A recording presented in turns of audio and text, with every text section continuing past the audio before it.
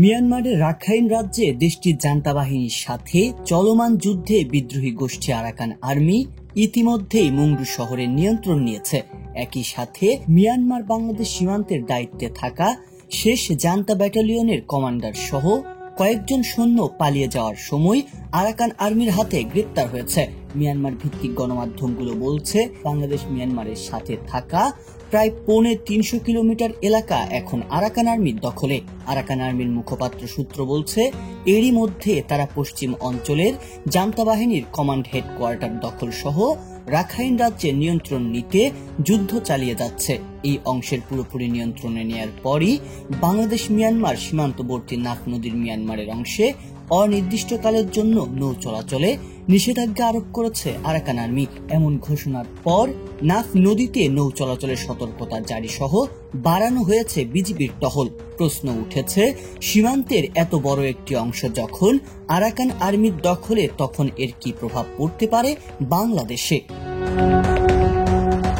Arakan আর্মির দেয়া বিবৃতিতে দাবি করা হচ্ছে, তুমুল লড়াইয়ের মুখে জান্তা বাহিনীর মিত্র হিসেবে পরিচিত আরাকান রোহিঙ্গা আর্মির Rohingya militia, Arakan Rohingya salvation army ও রোহিঙ্গা সলিডারিটি অর্গানাইজেশনের বিরুদ্ধেও তারা হামলা চালিয়েছে।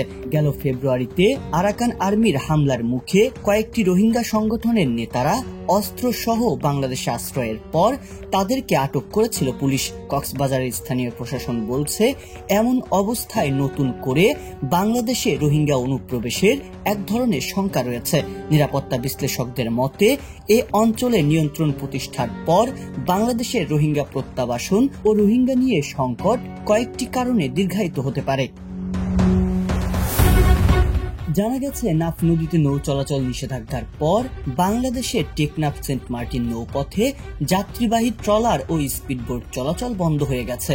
স্থানীয় জনপ্রতিনিধিরা বলছেন, 5 দিন ধরে নৌ চলাচল বন্ধ থাকায় সেন্ট মার্টিনে খাদ্য সামগ্রীর মজুদ কমে গেছে। টেকনাফ স্থল বন্দর দিয়ে মিয়ানমার থেকে আমদানি পণ্য বোঝাই জাহাজ বা কার্গো ট্রলার বাংলাদেশে আসতে পারছে না।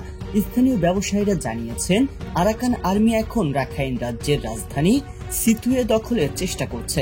সিথুয়ে দখল করতে পারলে পুরো রাখাইন রাজ্য আরাকান আর্মি নিয়ন্ত্রণে চলে যাবে। তখন বাংলাদেশের সঙ্গে রাখাইন রাজ্যের আমদানি রপ্তানি বাণিজ্য কোন দিকে গড়ায় তা বোঝা যাচ্ছে না।